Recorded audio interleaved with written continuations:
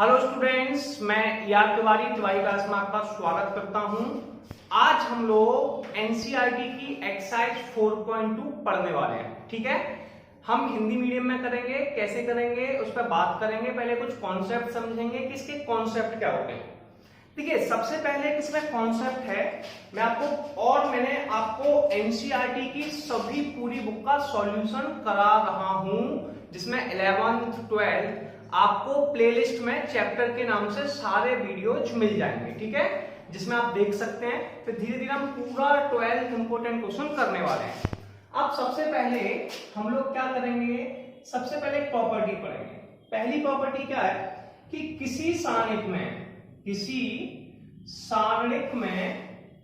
दो पंक्ति या स्तंभ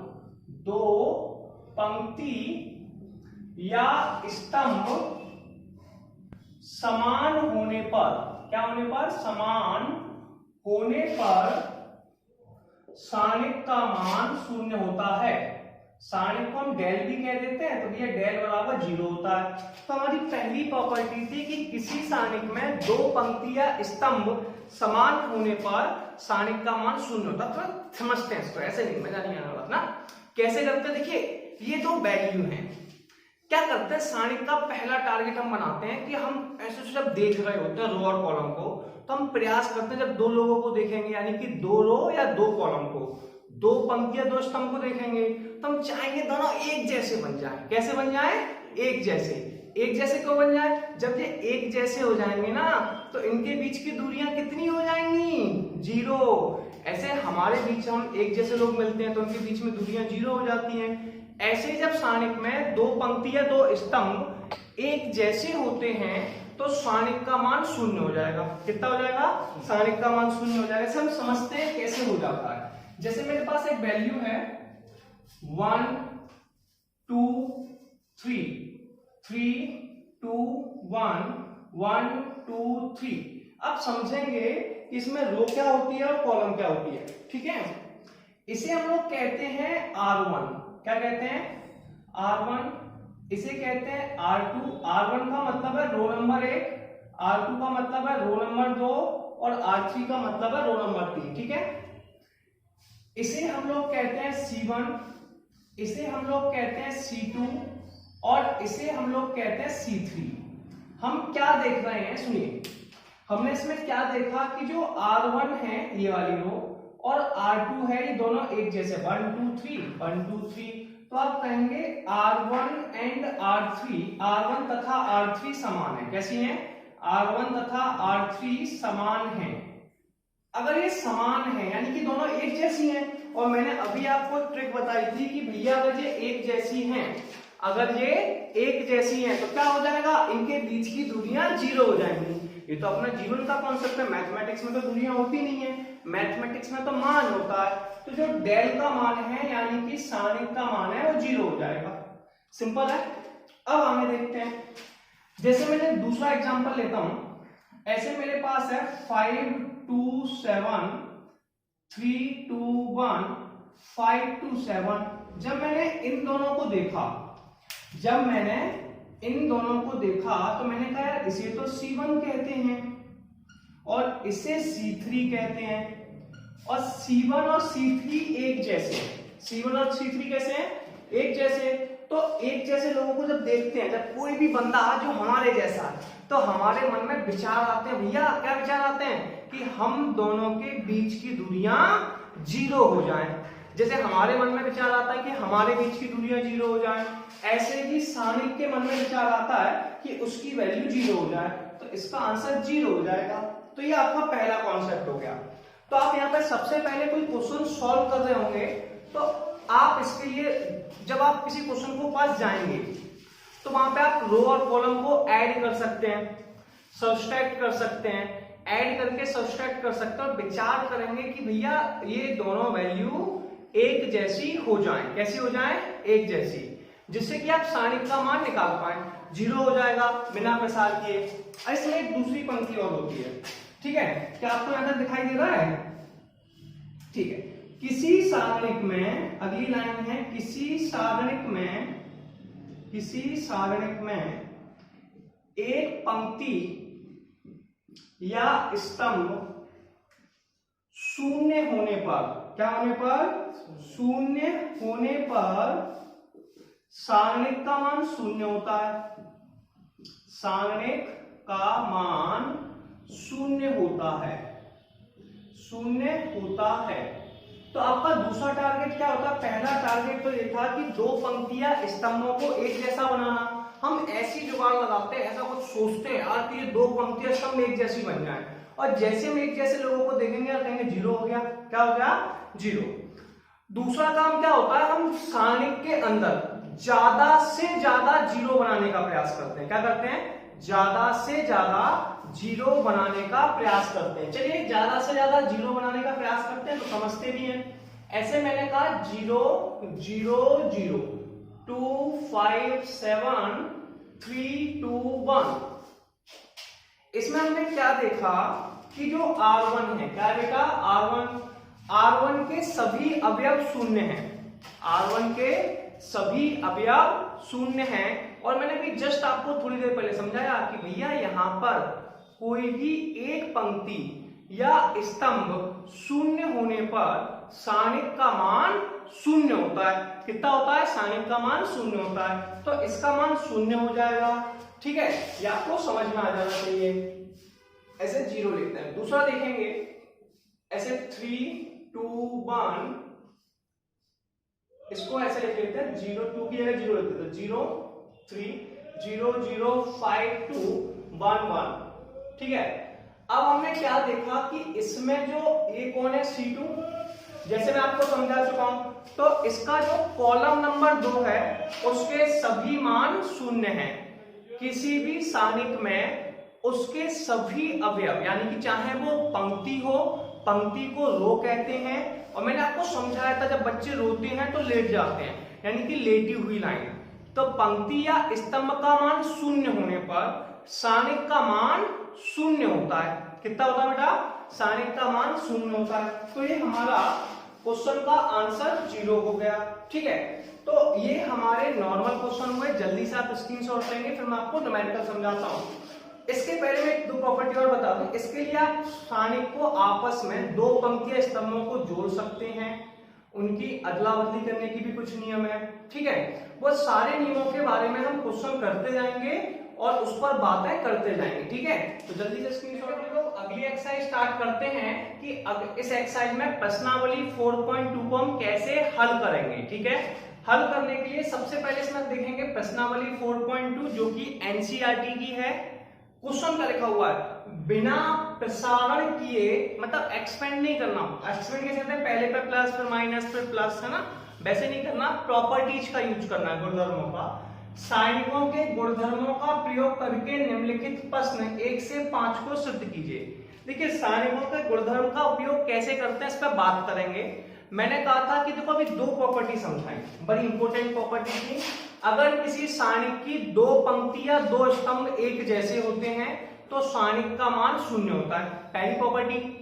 दूसरी प्रॉपर्टी मैंने आपको क्या पढ़ाई थी कि किसी सारणिक की एक पंक्ति या एक स्तंभ शून्य होने पर सारणिक का मान शून्य होता है। आप प्रयास करेंगे दो पंक्ति, ऐसा आप जब क्वेश्चन देख रहे होंगे तो प्रयास करेंगे कि दो पंक्ति या दो स्तंभ एक जैसी हो जाए। ठीक है, और अगर ये नहीं हो पाता है तो हम प्रयास करेंगे कि ज्यादा से ज्यादा जीरो बनाने का। जितनी ज्यादा जीरो होंगी क्वेश्चन हमारा उतनी आसानी से सॉल्व हो जाएगा। ठीक है, ये हमारा पहला काम हुआ।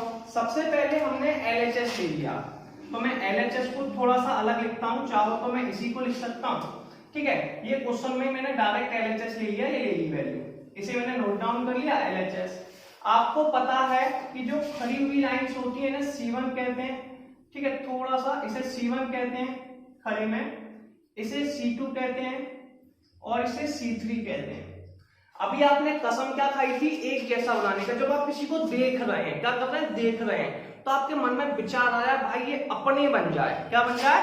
अपना बन जाए या अपनी बन जाए। नहीं, गलत मत समझना, क्या गलत समझ रहे हैं कि अपन कुछ और बना रहे हैं। नहीं भैया, अपन तो डिटरमिनेंट मतलब सारणिक की बात कर रहे हैं, तो अपने से अपने जैसा बनाना चाह रहे हैं। अब देखिए, पड़ोसी के पास कौन है? x plus A, y plus B, z plus सी।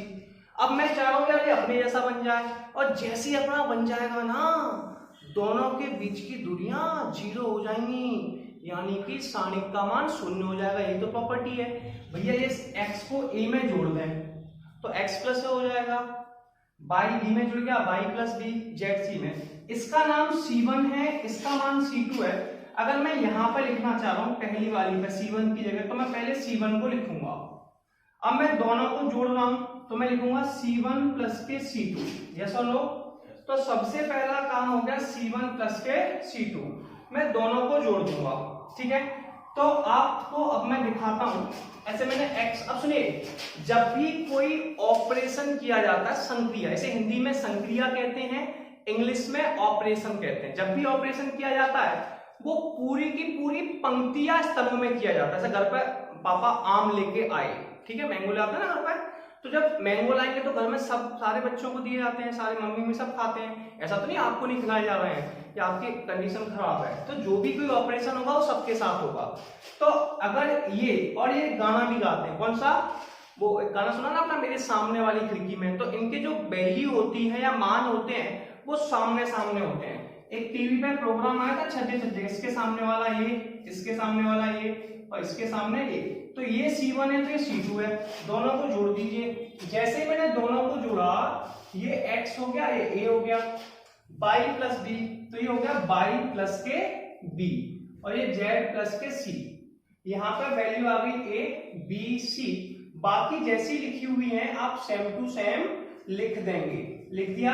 समझ में आया आप लोगों को? फिर से एक बार ध्यान देंगे कि भैया ये वैल्यू दी थी और हमने भी क्या कसम खाई थी, या तो एक जैसा बनाएंगे, या तो एक जैसा बनाएंगे या जीरो बनाएंगे। ये x प्लस a है, दो वैल्यू है और प्लस का साइन है, तो यहाँ पे x है, यहाँ a है, तो हम दोनों को जोड़ने का प्रयास करते हैं। जैसे ही जुड़ जाएंगे दोनों एक जैसे हो जाएंगे, और एक जैसे होने से यानी कि दो पंक्तियां स्तंभ का एक समान होने पर सारणिक का मान 0 होता है। तो मैंने समझा कि C1 है C2 है, मैं इन दोनों को जोड़ देता हूं। इसी को मैथमेटिक्स की लैंग्वेज में ये कहते हैं। मैंने C1 का मतलब है मैं यहां लिखने वाला हूं, C1 प्लस C2 का मतलब है कि कॉलम नंबर 1 और कॉलम नंबर 2 को जोड़ना हूं। x को a के साथ जोड़ा, y को b के साथ, z को c के साथ, तो x plus a, y plus b, z plus c, a b c। अब हमने क्या देखा कि भैया इसे C1 कहते हैं, इसे C2 कहते हैं, खड़े में C1 C2 C3, और R1 R2 इसे C3 कहते हैं। ये C1 और C3 कैसे हैं? C1 तथा C3 एक समान है। कैसे हैं?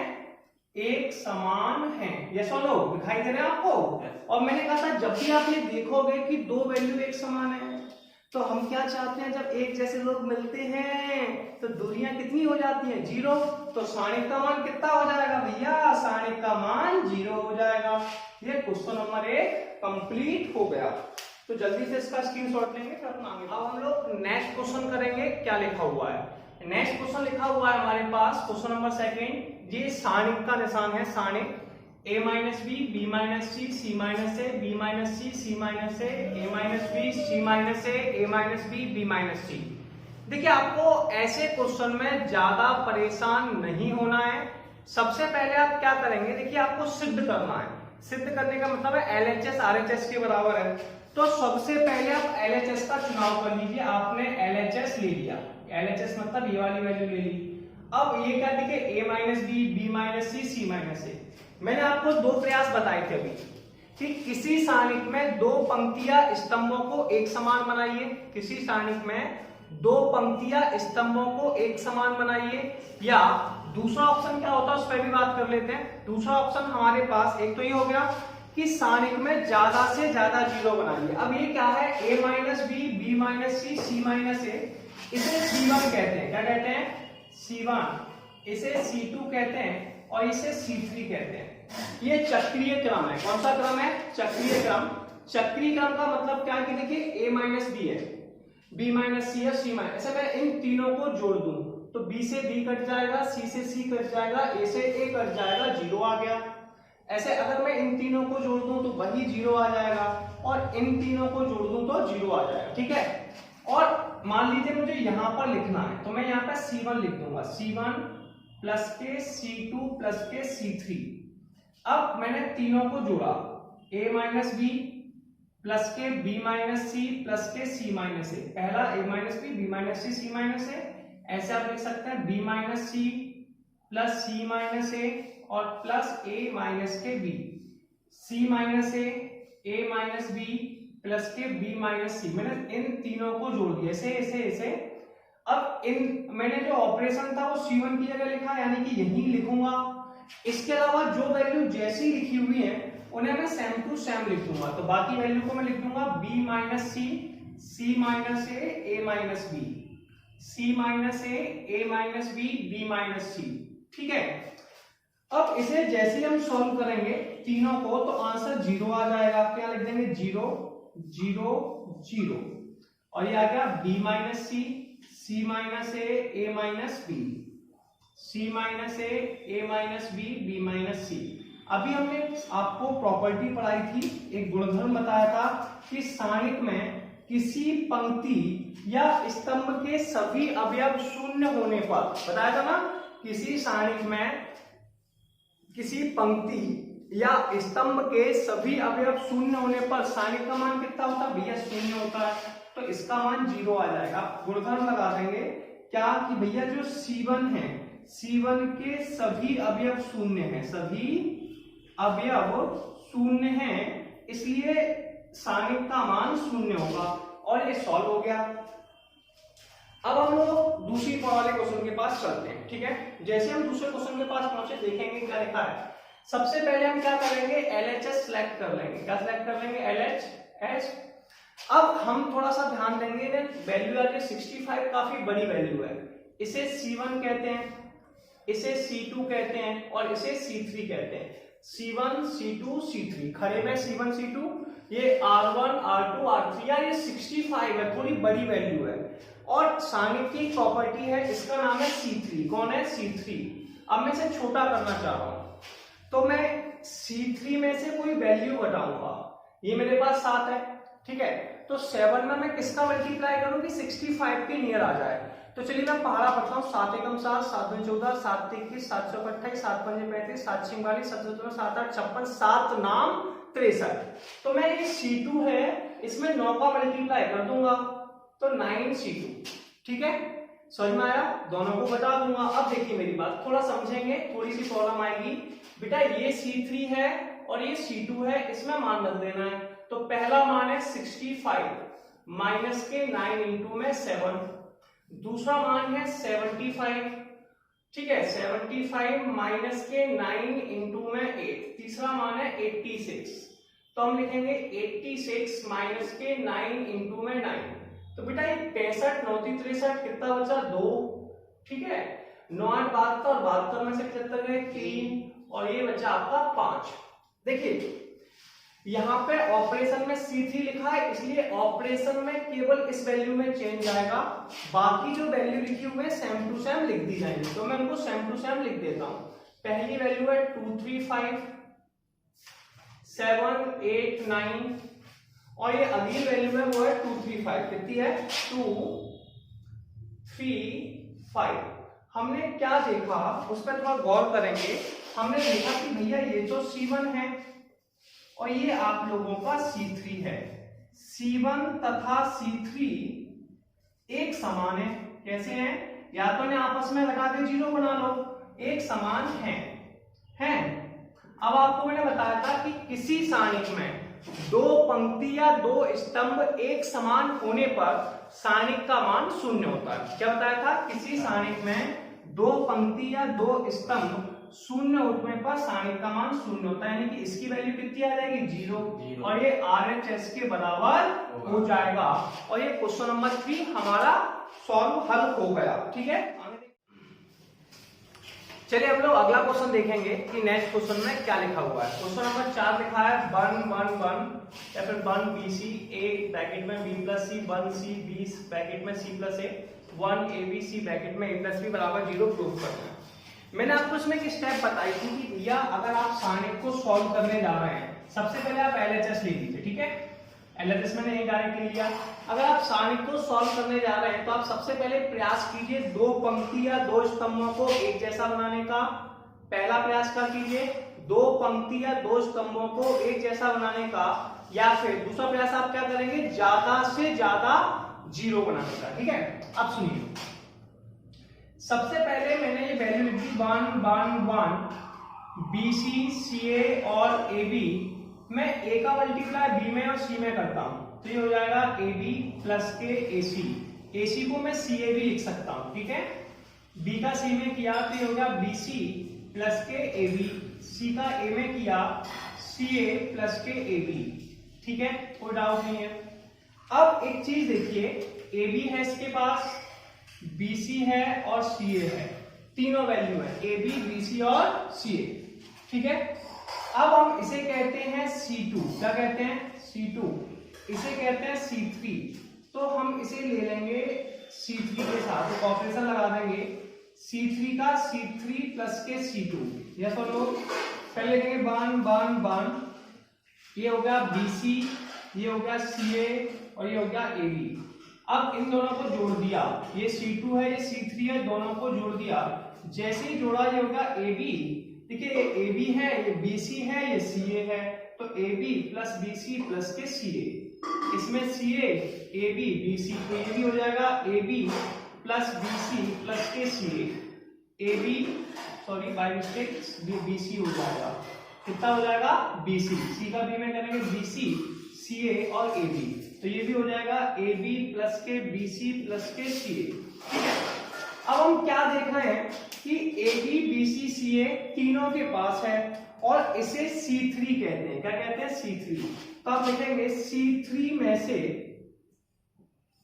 AB प्लस के BC प्लस के CA उभयनिष्ठ लेने पर, क्या लेने पर, उभयनिष्ठ लेने पर, इसमें से उभयनिष्ठ ले लेंगे, उभयनिष्ठ का मतलब है कॉमन ले लेंगे, जैसे ही कॉमन लिया AB प्लस BC प्लस के CA, क्या बचा हमारे पास 1 1 1, ये तो हमारे पास सेम टू सेम है।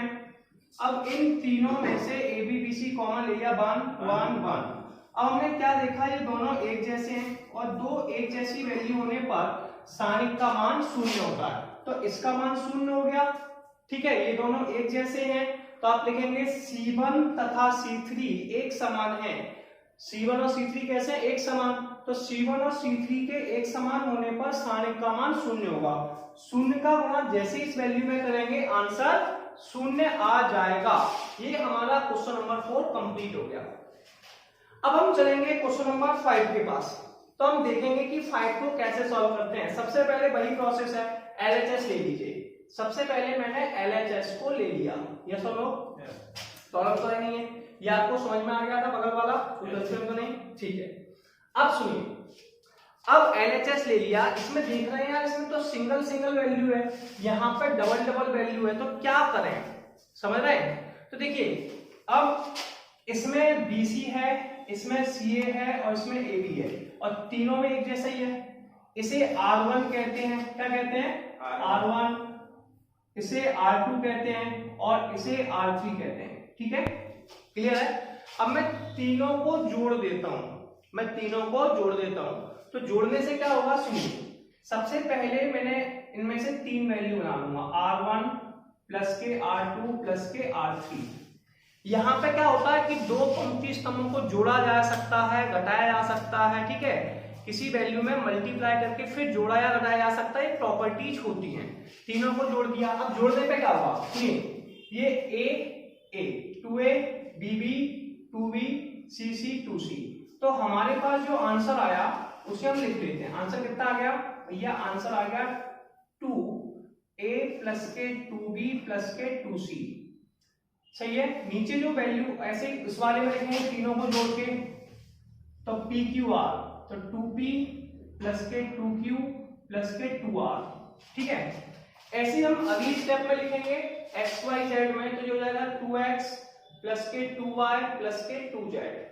अब हमने जो वैल्यू जोड़ी थी उसी में चेंज आया, इसमें R1 में, बाकी जैसी लिखी है सेम टू सेम लिख दीजिए, C plus A R plus P Z plus X, ठीक है, A plus B P plus Q X plus Y। अब मेरी बात थोड़ा ध्यान से सुनेंगे, इसमें से सब में से 2 बाहर आ सकता है, ठीक है, तो हम क्या करेंगे, R1 में से 2 उभयनिष्ठ लेने पर, R1 में से उभयनिष्ठ का मतलब होता है से 2 उभयनिष्ठ, उभयनिष्ठ का मतलब होता है कॉमन लेना, R1 में से 2 उभयनिष्ठ लेने पर R1 में से 2 कॉमन ले लीजिए। क्या कॉमन ले लीजिए?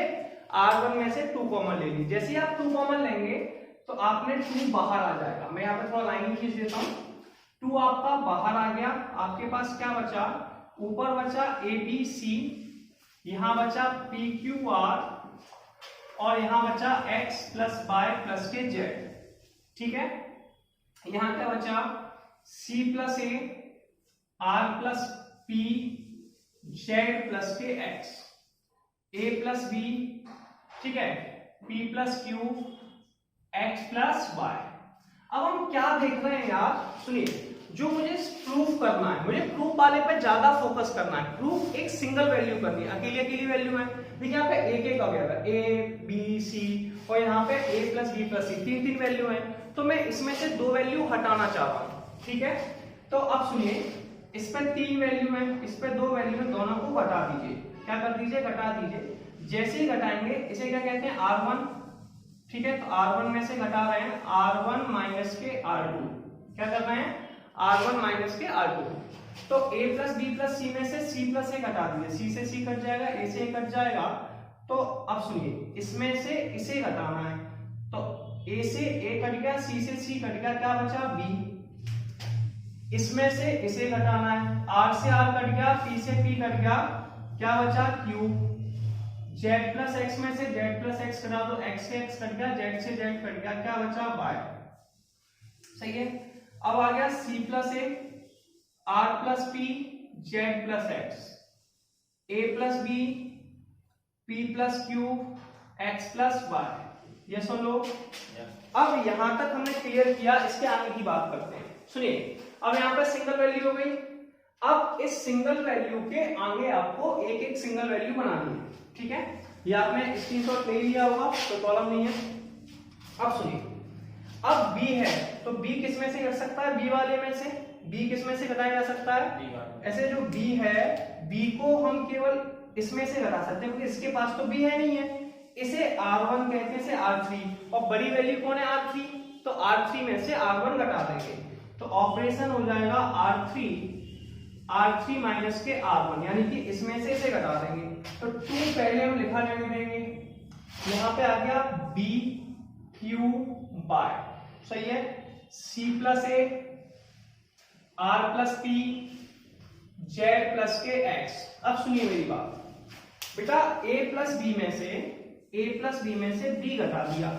A प्लस B में से B जैसे ही घटाया, A बचा। क्या बचा? A। अब P प्लस Q में से Q घटा दिया, क्या बचा आपके पास? P बचा। ठीक है, X प्लस Y में से Y घटा दिया, क्या बचा? X। क्लियर है यहां तक?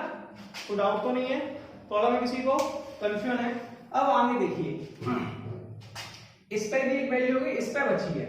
अब इसके पास भी A है, इसके पास भी है। इसको कहते हैं R2 और इसे कहते हैं R3।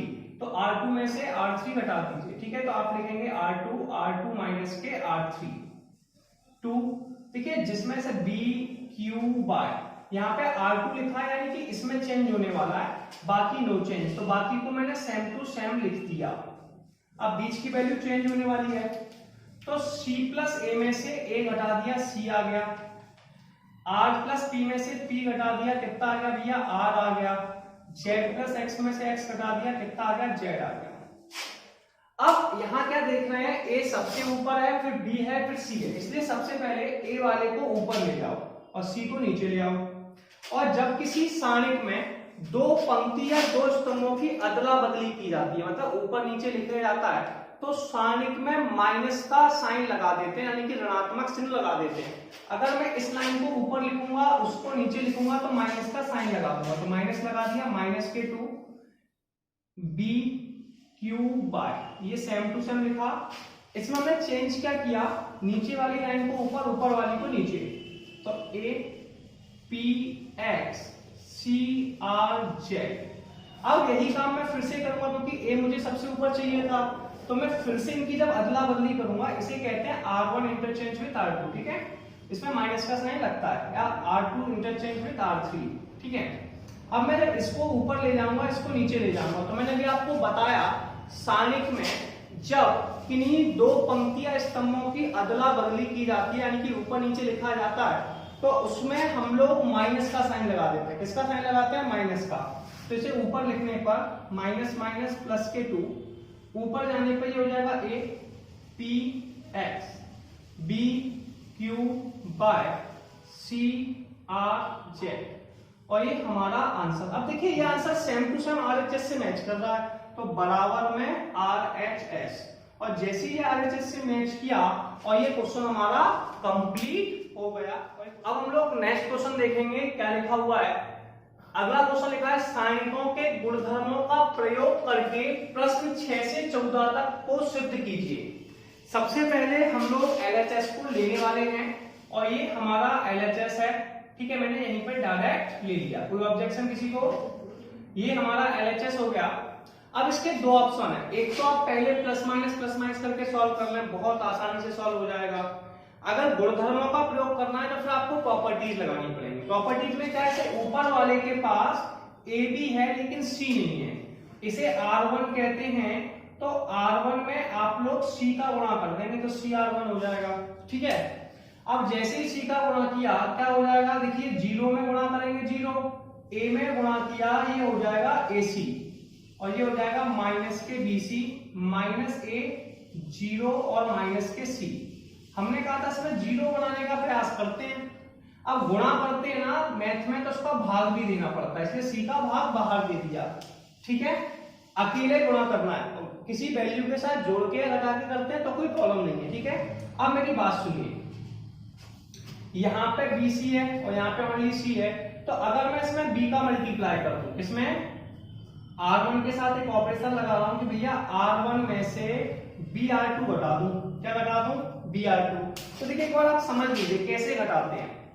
R1 का मान है 0, फिर माइनस का साइन, फिर B इंटू में माइनस के, R2 का मान कितना है? माइनस A, ठीक है। दूसरा मान कितना है R1 का? AC माइनस के B इंटू 0। अगला मान कितना है? माइनस के BC और माइनस का साइन इंटू में माइनस के C, सही है।